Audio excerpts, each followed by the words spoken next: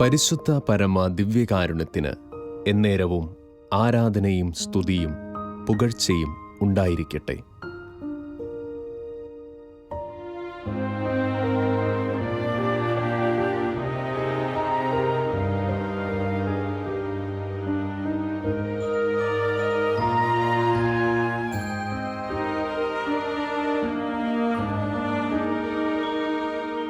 ദിവ്യകാരുണ്യനാഥൻ വഴി നടത്തുന്ന ജീവിതാനുഭവങ്ങൾ.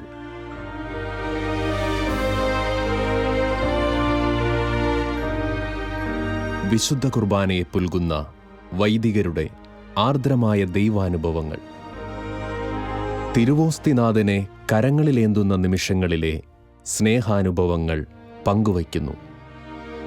പാലാരൂപതയിലെ കാവുംകണ്ടം ദേവാലയത്തിലെ വികാരി ഫാദർ സ്കറിയ വേഗത്താനം.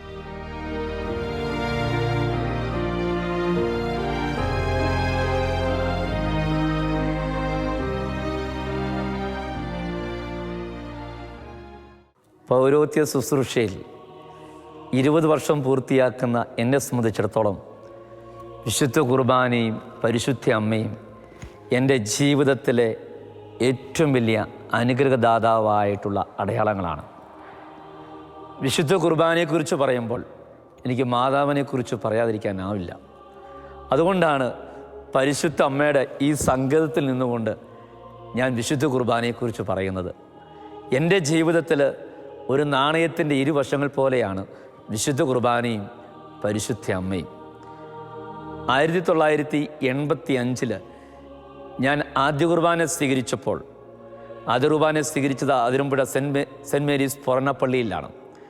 ആദ്യ കുർബാന സ്വീകരണ അവസരത്തിൽ എന്നെ പരിശീലിപ്പിച്ച ആരാധനാ മഠ അംഗമായ ബഹുമാനപ്പെട്ട സിസ്റ്റർ എന്നെ പറഞ്ഞു പഠിപ്പിച്ച ദൈവികമായ ഉദാശകളും അതുപോലെ മറ്റ് ആത്മീയ അഭ്യാസങ്ങളുടെ കൂടെ പറഞ്ഞു തന്ന ഒരു പ്രധാനപ്പെട്ട കാര്യം, എന്നും വിശുദ്ധ ബലിയിൽ പങ്കെടുത്ത് നീ ദൈവത്തിന് പാത്രീഭൂതനാവുക.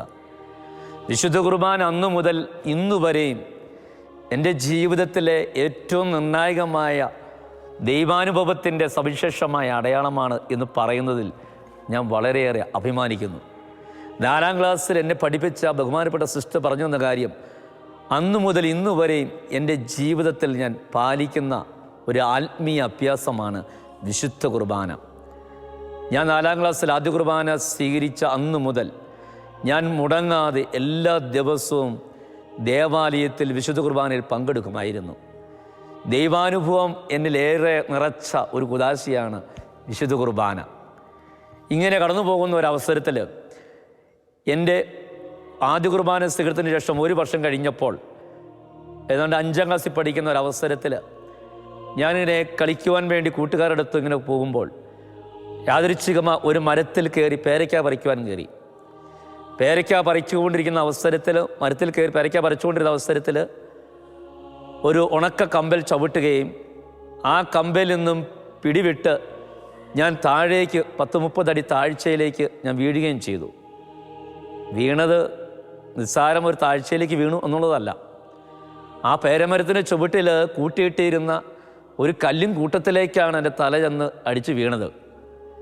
എൻ്റെ വീഴ്ച കൊണ്ട് കൂട്ടുകാർ ഓടി, അവരടുത്തുള്ളവരെല്ലാം വിവരം അറിയിച്ചു. ഞാൻ അബോധാവസ്ഥയിൽ ആ കല്ലും കൂട്ടത്തിൽ കടന്നപ്പോൾ എന്നെ അവിടുന്ന് അടുത്തുള്ള എൻ്റെ വീട്ടുകാരും സുഹൃത്തുക്കളും ഒക്കെ എന്നെ എടുത്ത് കോട്ടയം മെഡിക്കൽ കോളേജിൽ കൊണ്ടുപോയി. ആ സമയത്ത് എൻ്റെ അമ്മ പള്ളിയിൽ ഒരു പ്രാർത്ഥനാ ചടങ്ങിൽ പങ്കെടുക്കുകയായിരുന്നു. എൻ്റെ അമ്മയെ സംബന്ധിച്ചിടത്തോളം, എൻ്റെ അപ്പനെ സംബന്ധിച്ചിടത്തോളം മാതാപിതാക്കൾ വിശുദ്ധ കുർബാനയിലും അതുപോലെ ദൈവമാതൃഭക്തിയിലും എന്നെ വളർത്തിക്കൊണ്ടിരുന്ന മാതാപിതാക്കൾ തന്നെയായിരുന്നു. അപ്പോൾ എന്നെ അബോധാവസ്ഥയിൽ മെഡിക്കൽ കോളേജിൽ ആശുപത്രിയിൽ അഡ്മിറ്റ് ചെയ്ത് കഴിഞ്ഞപ്പോൾ ഈ സംഭവം വളരെ ഗൗരവതരമാണെന്നും അതുകൊണ്ട് ഇത് പ്രാർത്ഥനയിൽ മാത്രമേ ഇതിന് ഉത്തരം കിട്ടുമെന്നും ഡോക്ടർമാർ പറഞ്ഞപ്പോൾ അവിടെ കൂടിയിരുന്ന മാതാപിതാക്കൾ ഉൾപ്പെടെ എല്ലാവരും വളരെ വേദനിച്ചു. പ്രതീക്ഷ നഷ്ടപ്പെട്ടു പോയ, കൈവിട്ടു പോയ ഒരു സന്ദർഭത്തിൽ പ്രാർത്ഥന മാത്രമാണ് ആശ്രയമെന്ന് പറഞ്ഞപ്പോൾ അവിടെ എൻ്റെ മാതാപിതാക്കൾ മുറുകെ പിടിച്ചത് പരിശുദ്ധ അമ്മേനെയായിരുന്നു. യഥാർത്ഥത്തിൽ അമ്മയോടൊപ്പം ചേർന്ന് ദീപികാരുടെ ഭക്തിയിൽ അവർ ആശ്രയിച്ച് പ്രാർത്ഥിച്ചു.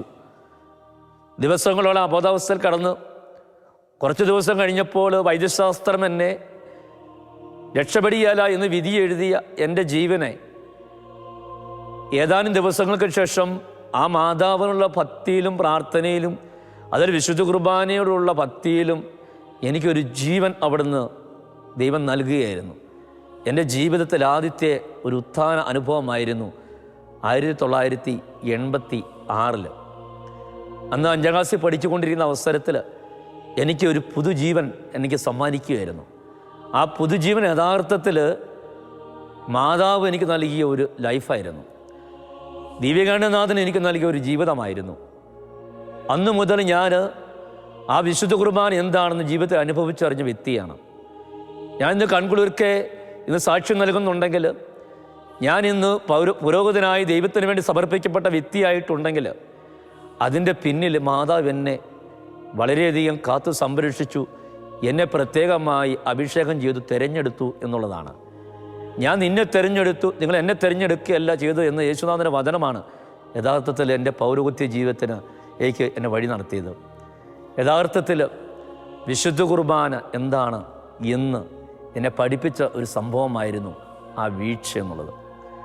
ദിവ്യകാരുണ്യനാഥൻ എന്നെ എത്രമാത്രം എന്നെ രക്ഷിച്ചു, അല്ലെങ്കിൽ പരിശുദ്ധ അമ്മ എൻ്റെ കൂടെ ഉണ്ടായിരുന്നു എന്നുള്ള സാന്നിധ്യം കൊണ്ട് എന്നെ ബോധ്യപ്പെടുത്തിയ സന്ദർഭങ്ങളായിരുന്നു ആ മെഡിക്കൽ കോളേജിൽ ഞാൻ അബോധാവസ്ഥയിൽ കിടന്ന സന്ദർഭങ്ങളെല്ലാം. യഥാർത്ഥത്തിൽ ജീവൻ തിരിച്ചു കിട്ടിയത് ഈ പ്രാർത്ഥന തന്നെയല്ലേ, ഈ വിശുദ്ധ കുർബാന ചൈതന്യമല്ലേ?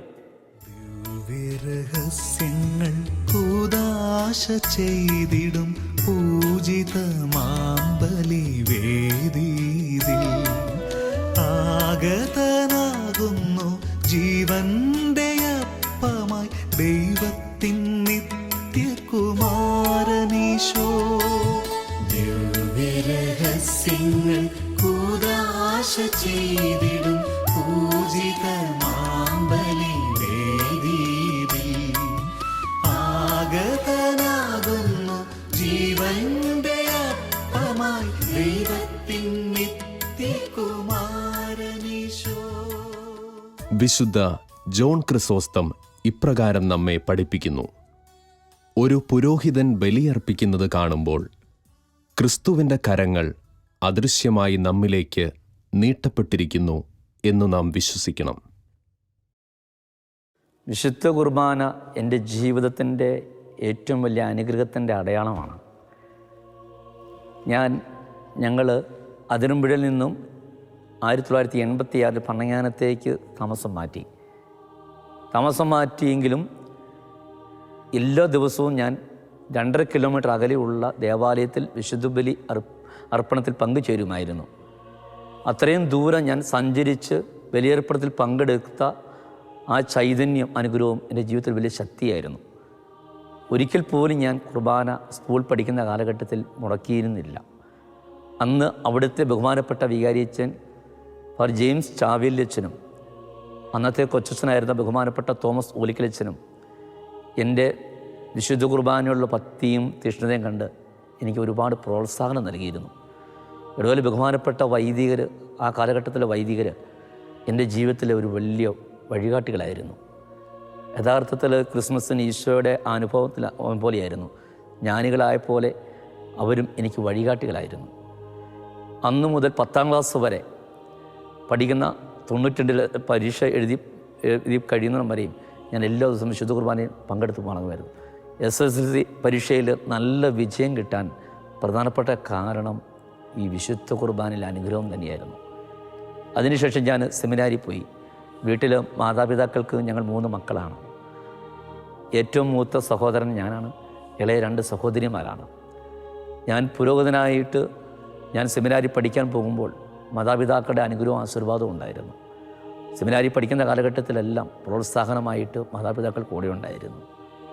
പലരും എന്നെ പിന്തിരിപ്പിക്കുവാനും ദുരുത്സാഹപ്പെടുത്തുവാനൊക്കെ ശ്രമിച്ചെങ്കിലും എൻ്റെ വിളി ഞാൻ തിരിച്ചറിഞ്ഞ പൗരോഹിത്യത്തിലൂടെയാണ്. അങ്ങനെ 2002 ഡിസംബർ 30-ാം തീയതി പണ്ണങ്ങാനം സെൻറ്റ് മേരീസ് പൊറനാപ്പള്ളിയിൽ വെച്ച് പാലാ രൂപത അധ്യക്ഷനായ മാർ ജോസഫ് പള്ളിങ്ങാപ്പറമ്പിൽ പിതാവിൽ നിന്ന് ഞാൻ പൗരോഹിത്യം സ്വീകരിച്ചു. പണ്ണങ്ങാനം സെൻറ്റ് മേരീസ് പൊറനാപ്പള്ളിയിൽ വെച്ച് നടന്ന ആ പൗരോഹിത്യ പട്ട സമയത്ത് എന്നിലൂടെ ഒരു വലിയ ദൈവിക ശക്തി നിറയുന്നതായിട്ട് എനിക്ക് തോന്നി. ആ പട്ട ശുശ്രൂഷയുടെ സമയത്ത് എന്നിലേക്ക് പരിശുദ്ധാത്മാവ് ഇറങ്ങി വരുന്ന വലിയൊരു അനുഭവം എനിക്കുണ്ടായി. അത് വാക്കുകൾ കൊണ്ട് വിവരിക്കാൻ എനിക്കാവില്ല.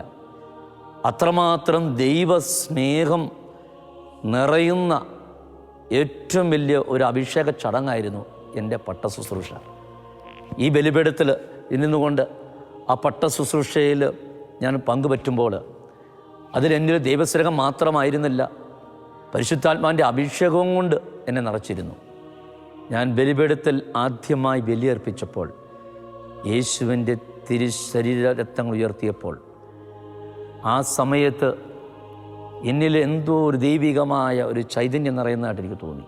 ഈശോ അവിടുന്ന് ആ അപ്പത്തിൻ്റെ മേലും രക്തത്തിൻ്റെ മേലെ എഴുന്നള്ളി വന്ന് അതിനെ ആശീർവദിച്ച് അനുഗ്രഹിക്കുന്നതായിട്ടും അവിടെ കൂടിയിരുന്ന എല്ലാവരിലും ഒരു ദൈവിക ചൈതന്യം നിറയുന്നതായിട്ടും അനുഭവപ്പെടുവാനായിട്ട് തോന്നി.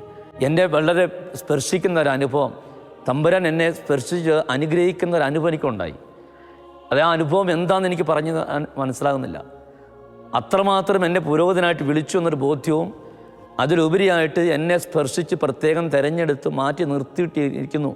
ഇന്നു മുതൽ നീ എൻ്റെ അഭിഷിക്തനാണ്, ആ അഭിഷിക്തന എന്ന നിലയിൽ നീ ജീവിതകാലം മുഴുവൻ എനിക്ക് വേണ്ടി ശുശ്രൂഷ ചെയ്യണം എന്നുള്ളൊരു ബോധ്യവും എനിക്ക് നൽകിയ ഒരവസരമായിരുന്നു എൻ്റെ പൗരോഹിത്യ ശുശ്രൂഷയുടെ ആ തുടക്കം എന്ന് പറയുന്നത്.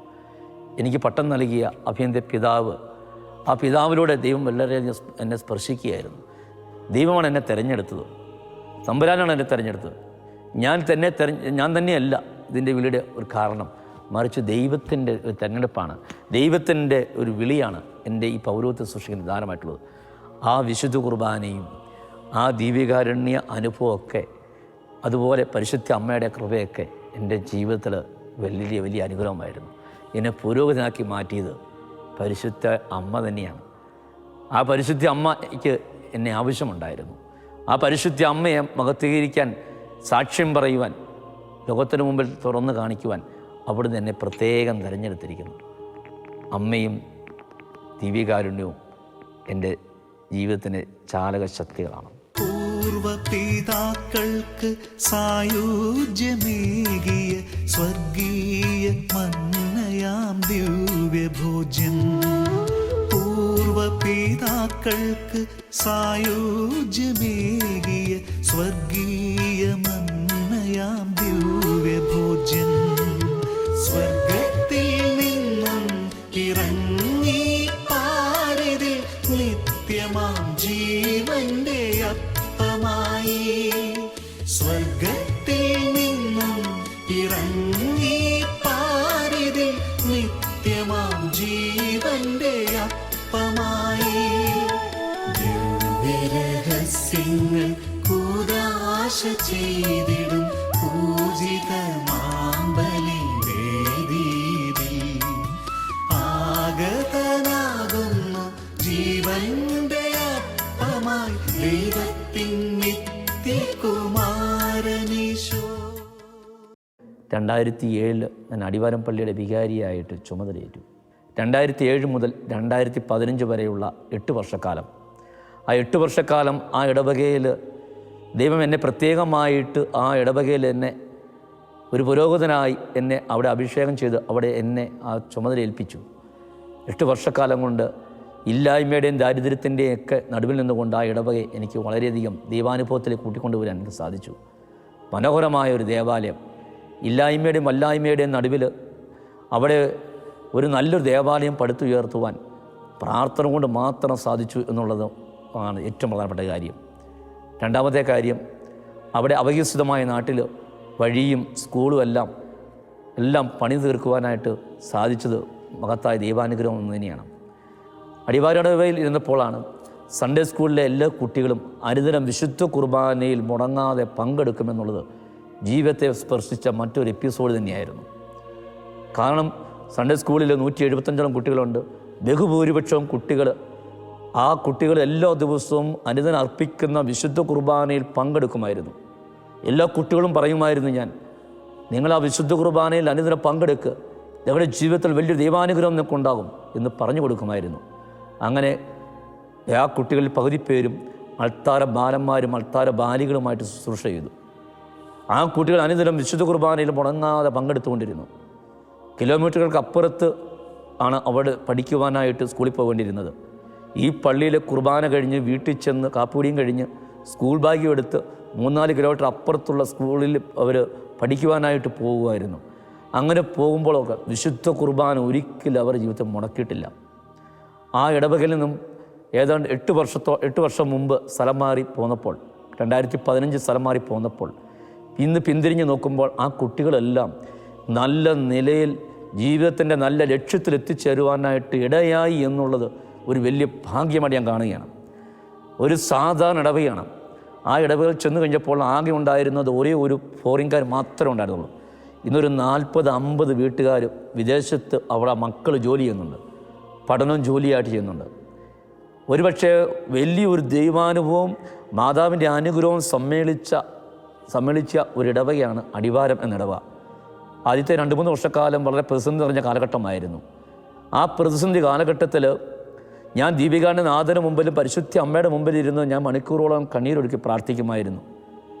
അവിടെ എനിക്ക് ഇടവക ഭരിക്കുവാനായിട്ട് ഞാൻ ബലഹീനനാണ്, എനിക്ക് സാധിക്കുന്നില്ല, എനിക്ക് അതിനുള്ള യോഗ്യതയില്ല എന്ന് ഞാൻ കരഞ്ഞ് പ്രാർത്ഥിക്കുമായിരുന്നു. ആ മാതാവിൻ്റെ മുമ്പിലും ദീപികാനത്തിന് മുമ്പിലിരുന്ന് ഞാൻ കണ്ണീരൊഴുക്കി പ്രാർത്ഥിച്ചപ്പോൾ എനിക്ക് കിട്ടിയൊരു ദർശനം, ഈ ഇടവകയിലെ എല്ലാ വീടുകളിലും പരിശുദ്ധ അമ്മയെ കൊണ്ടുപോയി പ്രതിഷ്ഠിച്ച് അവിടുന്ന് പ്രാർത്ഥിക്കണമെന്നായിരുന്നു. അങ്ങനെ 3 വർഷം കഴിഞ്ഞപ്പോൾ എൻ്റെ മനസ്സിൽ ഒരു ആശയം പരിശുദ്ധ അമ്മ തോന്നിച്ചു. പള്ളിയുടെ 40ാം വാർഷികം ആഘോഷിക്കണം, റൂബി ജൂബിലി. ഒരു പേര് തട്ടി റൂബി ജൂബിലി എന്ന പേരിൽ 40ാം വാർഷികം പള്ളിയുടെ ജൂബിലി ആഘോഷിക്കുക. അന്ന് ആ ആഘോഷത്തിന് തുടക്കമെന്ന നിലയിൽ പരിശുദ്ധ അമ്മയെ ദേവാലയത്തിൽ വെഞ്ചരിച്ച് പ്രാർത്ഥിച്ച് ആദ്യത്തെ വീടിലേക്ക് കൊടുത്തുവിട്ടു. അങ്ങനെ തുടർച്ചയായ 4 വർഷക്കാലം പള്ളിപ്പണിയും തുടങ്ങി. തുടർച്ചയായ 4 വർഷക്കാലം ഓരോ വീടുകളിൽ കൂടി മാറി മാറി മാതാവിനെയും പ്രതീക്ഷിച്ചുകൊണ്ട് മാതാവിൻ്റെ മുമ്പിലിരുന്ന് ജപമാല ചൊല്ലി ഓരോ വീടാന്തരം കയറിയിറങ്ങി പ്രാർത്ഥിച്ചു. വലിയൊരു അത്ഭുതമാണ് മറ്റത്. സകല ബന്ധനങ്ങളും അവിടെ അഴിഞ്ഞു വീണു. ശത്രുക്കൾ ചിതറിയോടി. അവിടെ തടസ്സമായി നിന്ന എല്ലാ കാര്യങ്ങളും അവിടെ നിന്ന് വിട്ടുമാറി. പരസ്പരം കുടുംബാംഗങ്ങൾ സഹകരിക്കുന്ന, സ്നേഹിക്കുന്ന, അങ്ങനെ ഒരു നല്ല ഒരു സ്നേഹ ചൈതന്യമുള്ള ഒരു ഇടവകയായി രൂപാന്തരം പ്രാപിക്കുവാനായിട്ട് ആ മാതാവിൻ്റെ രൂപപ്രദക്ഷിണം ഒരു നിമിത്തമായി എന്നുള്ളതാണ്. പരിശുദ്ധ കുർബാന യഥാർത്ഥത്തിൽ വിശുദ്ധ അമ്മയുമായി ബന്ധപ്പെട്ടതാണ്. പരിശുദ്ധ അമ്മ ദിവ്യകാരുണ്യത്തിൻ്റെ അമ്മയാണ്. അമ്മയില്ലാതെ വിശുദ്ധ കുർബാനയില്ല. അമ്മ നൈവേദ്യമായിട്ട് അർപ്പിക്കുന്ന ഒരു ബലിയാണത്. യഥാർത്ഥത്തിൽ പലപ്പോഴും വിശുദ്ധ കുർബാനയിൽ ബലിയർപ്പിക്കുമ്പോഴും ഇടവകയും കുടുംബങ്ങളെല്ലാം സമർപ്പിച്ച് പ്രാർത്ഥിക്കുമ്പോൾ ഭയങ്കര അത്ഭുതമാണ്. ഏത് വിഷമം വേദനയെല്ലാം ജീവിതത്തിൽ അലട്ടുമ്പോഴും അതെല്ലാം ബലിപീഠത്തിൽ അങ്ങ് സമർപ്പിച്ച് കഴിയുമ്പോൾ അതെല്ലാം അവിടെ ആ കർത്താവിൻ്റെ വലിയൊരു അത്ഭുതം അവിടെ ഉണ്ടാകും. അത് ജീവിതത്തിൽ എപ്പോഴും അനുഭവിച്ചുകൊണ്ടിരിക്കുന്ന യാഥാർത്ഥ്യം. പലപ്പോഴും എന്നോട് പറയാറുണ്ട്, അച്ഛൻ്റെ അടുത്ത് വിശുദ്ധ കുർബാന അർപ്പിക്കാൻ വേണ്ടി പണം തന്ന് പറയുമ്പോഴും അച്ഛൻ പ്രാർത്ഥിക്കുന്ന കാര്യം അത് ഉറപ്പാണ്, അത് സാധിച്ചു കിട്ടുമെന്നാണ് എല്ലാവരും പറയുന്നത്. അപ്പോൾ എൻ്റെ അടുത്ത് പലരും വിശുദ്ധ കുർബാന അർപ്പിക്കാനായിട്ട് അറിയുന്നവരെല്ലാം പണം തന്നു വരുമ്പോൾ അവർ പറയും, അച്ഛൻ പ്രാർത്ഥിച്ചാൽ ആ കാര്യം നടക്കും. അതുകൊണ്ട് ആ നിയോഗം വെച്ച് അച്ഛൻ പ്രാർത്ഥിച്ചാൽ മാത്രം മതി, അവിടെ കാര്യം നടക്കും. ഒരുപടി അനുഭവങ്ങൾ, പലരുടെയും കാര്യങ്ങൾ വിശുദ്ധ കുർബാനയുടെ മധ്യം ഞാൻ ഒരു നൈവേദ്യമായി സമർപ്പിക്കുമ്പോൾ അതെല്ലാം സാധിച്ചു കിട്ടാറുണ്ട്. അതിനെല്ലാവരും പറയാറുണ്ട്, അച്ഛൻ്റെ പ്രാർത്ഥന ഫലദായകമായ പ്രാർത്ഥനയാണ്. ദിവ്യകാരുണ്യത്തിന് മുമ്പിൽ അച്ഛൻ പ്രാർത്ഥിച്ചാൽ അത് തമ്പുരാൻ പ്രസാദിക്കാതിരിക്കുകയില്ല എന്നെല്ലാവരും പറയും. അതുകൊണ്ട് വിശുദ്ധ കുർബാന ഒരു വലിയ ദൈവാനുഭവമായിരുന്നു. ആ ഇടവകയിലെ സൺഡേ സ്കൂളിൽ പഠിക്കുന്ന മുഴുവൻ വിദ്യാർത്ഥികളും വിശുദ്ധ കുർബാന അനുഭവത്തിൽ വളർന്നു വന്നവരാണ് എന്നുള്ളത് ഏറെ അഭിമാനം നൽകുന്ന കാര്യമാണ്. അതുകൊണ്ട് പഞ്ചശതധാരിയായ വിശുദ്ധ പാതിരപ്പിയുടെ ഒരു വാക്ക് നമുക്ക് ഓർക്കാം. എപ്പോഴും സൂര്യൻ ഉദിക്കാത്ത ഒരു ദിവസത്തെക്കുറിച്ച് ഭാവനയിലെങ്കിലും നമുക്ക് ഓർക്കാൻ കഴിയും. എന്നാൽ വിശുദ്ധ കുർബാന അർപ്പിക്കാത്ത ഒരു ദിനത്തെപ്പറ്റി ജീവിതത്തിൽ ഒരിക്കലും അത് ചിന്തിക്കുവാനോ ഓർക്കുവാനോ പറ്റത്തില്ല എന്ന വിശുദ്ധ പാതിരപ്പിയുടെ വാക്കുകൾ എൻ്റെ ജീവിതത്തിലും സത്യമാണ്. പരിശുദ്ധ പരമദിവ്യകാരുണ്യമേ, അനന്ത സ്നേഹമേ, പരിശുദ്ധ പരമദിവ്യകാരുണ്യമേ, അനന്ത സ്നേഹമേ. പരിശുദ്ധ പരമ ദിവ്യകാരുണ്യത്തിന് എന്നേരവും ആരാധനയും സ്തുതിയും പുകഴ്ചയും ഉണ്ടായിരിക്കട്ടെ. പരിശുദ്ധ പരമ ദിവ്യകാരുണ്യമേ, അനന്ത സ്നേഹമേ. പരിശുദ്ധ പരമ ദിവ്യകാരുണ്യമേ, അനന്ത സ്നേഹമേ. കണ്ടാലും ഒരു വൈദികന്റെ അധികാരം, അദ്ദേഹത്തിൻ്റെ ഒരു വാക്ക് അപ്പക്കഷണത്തെ ദൈവമാക്കുന്നു. പ്രപഞ്ചത്തെ സൃഷ്ടിക്കുന്നതിലും മഹത്വരമാണത്. വിശുദ്ധ ജോൺ മരിയ വിയാനി. എൻ്റെ ജീവിതത്തിലെ വലിയ ഒരു ദൈവാനുഗ്രഹത്തിൻ്റെ അനുഭവം പങ്കുവയ്ക്കുവാൻ ഞാൻ ആഗ്രഹിക്കുകയാണ്. വിശുദ്ധ കുർബാന സമാപിച്ചു കഴിയുമ്പോൾ വിശുദ്ധ ബലിപീഠത്തെ ചുംബിച്ചുകൊണ്ട് വൈദികൻ ഒരു പ്രാർത്ഥന ചൊല്ലുന്നുണ്ട്. ആ പ്രാർത്ഥന ഇപ്രകാരമാണ്: വിശുദ്ധീകരണത്തിൻ്റെ ബലിപീഠമേ സ്വസ്തി, ഞങ്ങളുടെ കർത്താവിൻ്റെ കബറുടെ മേ സ്വസ്തി. നിന്നിൽ നിന്ന് ഞാൻ സ്വീകരിച്ച കുർബാന കടങ്ങളുടെ പ്രതിക്കും പാപങ്ങളുടെ മോചനത്തിനും കാരണമാകട്ടെ. ഇനി ഒരു ബലി അർപ്പിക്കുവാൻ ഞാൻ വരുമോ ഇല്ലയോ എന്ന് അറിഞ്ഞുകൂടാ. ഇനി ഒരു ബലി അർപ്പിക്കുവാൻ ഞാൻ വരുമോ ഇല്ലയോ എന്ന് അറിഞ്ഞുകൂടാ.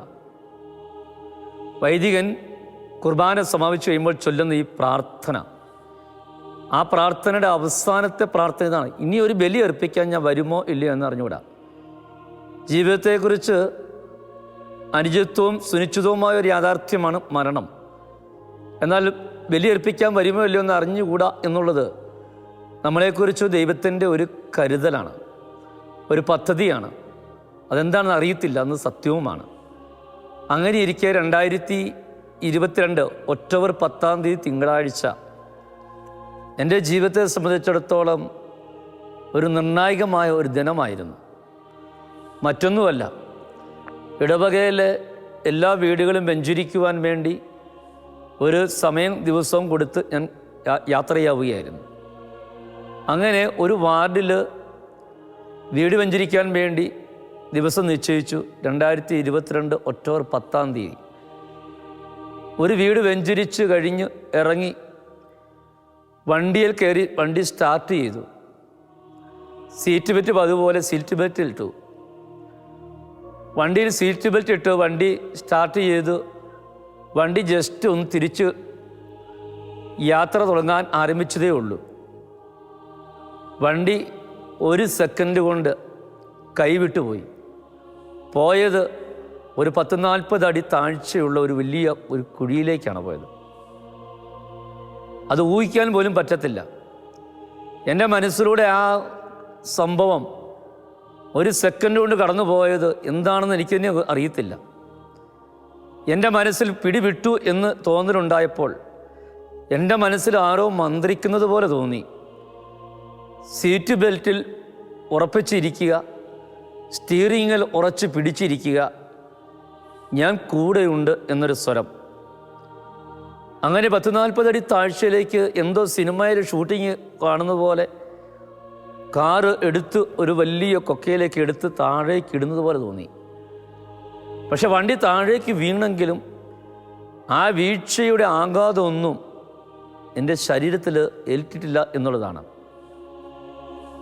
കാരണം ആ വീഴ്ചയിൽ വണ്ടിയുടെ ആദ്യം ആ ഒരു മുൻവശത്തെ ടയർ ഒരു മരത്തെ തട്ടി ഉടങ്ങി നിന്നു.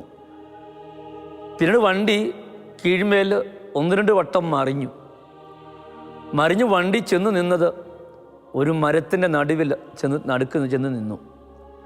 അതോടെ വണ്ടിയുടെ ആ മറിച്ചിൽ നിന്നു. ഞാൻ തലകീഴായിട്ട് വണ്ടിയുടെ അടിയിൽ കിടപ്പുണ്ട്. സംഭവിച്ചത് ഒരു നിമിഷം കൊണ്ട് എന്തൊക്കെയാണെന്ന് എനിക്കിതിനെ അറിയത്തില്ല. എൻ്റെ മനസ്സിൽ കടന്നുപോയി എന്താണെന്ന് അറിയത്തില്ല. പക്ഷെ ഒരു പഞ്ഞിക്കെട്ടിനകത്ത് എന്നെ തമ്പുരാൻ കാത്തു സൂക്ഷിച്ചതുപോലെ എനിക്ക് തോന്നി. ഞാൻ നോക്കിയപ്പോൾ എൻ്റെ ദേഹത്ത് ഒരു പോറൽ എനിക്ക് ഏറ്റിട്ടില്ല. എൻ്റെ ശരീരത്തിൽ ഒരു മുറിവ് പോലും എനിക്ക് ഏറ്റിട്ടില്ല. ഞാൻ വീണപ്പോൾ എൻ്റെ നെറ്റി നിന്ന് മുൻവശത്ത് ചെറുതായിട്ടൊന്ന് പോറി എന്ന് എനിക്കറിയാം. ആ നെറ്റിയിൽ ഒരു പരിക്കാണ് ഈ കാണുന്ന ഈ പോറൽ മാത്രം. വേറെ ദേഹക്ഷതങ്ങളൊന്നും ഏറ്റിട്ടില്ല. ഞാൻ കീഴ്മേൽ വണ്ടിയിൽ കിടക്കുമ്പോൾ ഞാൻ തന്നെ എഴുന്നേറ്റു, ബാഗും എടുത്ത് എഴുന്നേറ്റു. ആ സമയത്ത് ഈ വണ്ടി മറിയുന്നത് കണ്ട് വെഞ്ചരിച്ച വീട്ടിലെ ഒരു സഹോദരി ഇരുന്ന് കാറിക്കൂവി വിളിച്ചു. അപ്പോൾ സമീപത്തുള്ള വീട്ടിൽ നിന്ന് ആൾക്കാരെല്ലാം ഓടി വന്നു. തൊട്ടടുത്ത വീട്ടിലെ ഒരു സഹോദരൻ ഓടി വന്ന്, അച്ഛൻ അവിടെ ഇരുന്നു, ധൈര്യമായിട്ടിരുന്നു, ഞാൻ ഇറക്കാമെന്ന് പറഞ്ഞ് എന്നെ ആ കാറിൻ്റെ ആ ഗ്ലാസ്സിലൂടെ എന്നെ പുറത്തിറക്കി ചെയ്ത്. വണ്ടിയുടെ സ്റ്റാർട്ട് ചെയ്ത് വണ്ടി കടന്നിരുന്നുവെങ്കിൽ വലിയ ഭാഗ്യമായിട്ട് ഞാൻ കാണുകയാണ്. വണ്ടിയുടെ ഗ്ലാസ്സുകളൊന്നും നമുക്ക് എവിടെയാണെന്ന് അറിയത്തില്ലായിരുന്നു, വണ്ടി എങ്ങനെ കിടക്കുന്നതെന്ന് അറിയത്തില്ലായിരുന്നു.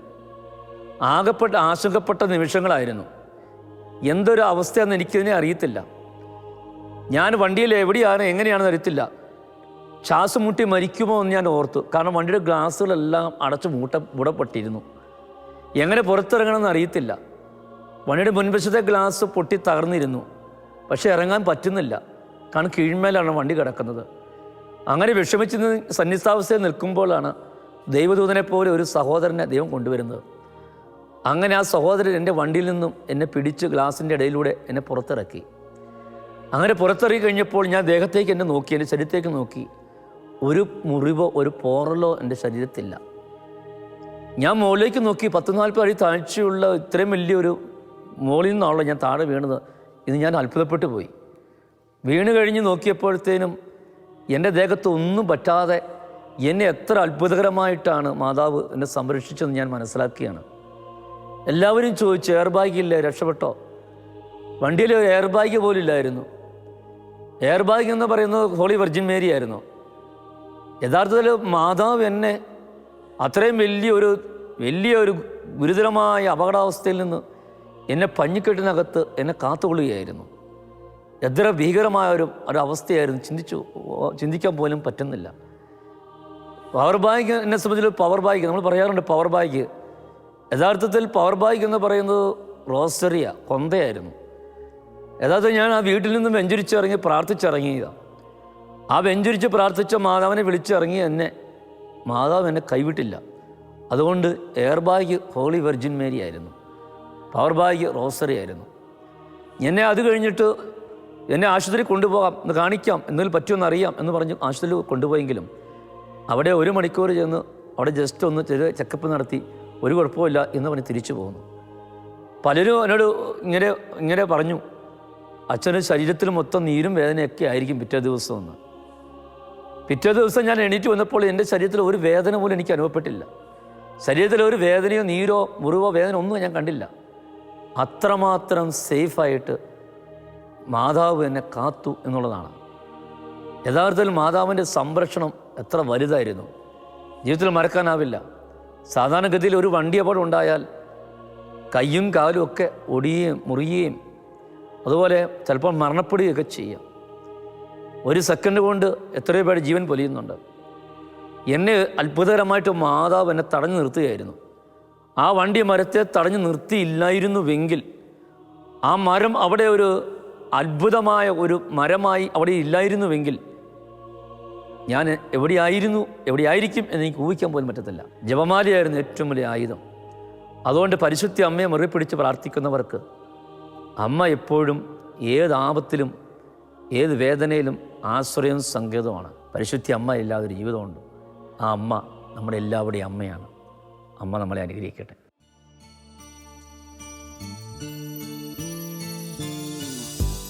കരുണതൻ കയർ പിടിച്ച് നയിച്ചിടും സ്നേഹമേ, കരുണതൻ കയർ പിടിച്ച് നയിച്ചിടും സ്നേഹമേ, ദിവ്യകാരുണ്യ സ്നേഹമേ, പരിശുദ്ധ സ്നേഹമേ, ദിവ്യകാരുണ്യ സ്നേഹമേ, പരിശുദ്ധ സ്നേഹമേ.